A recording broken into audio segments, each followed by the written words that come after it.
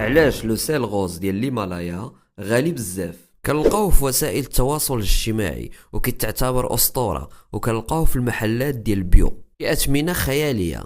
ساشي صغير كيدير 50 درهم.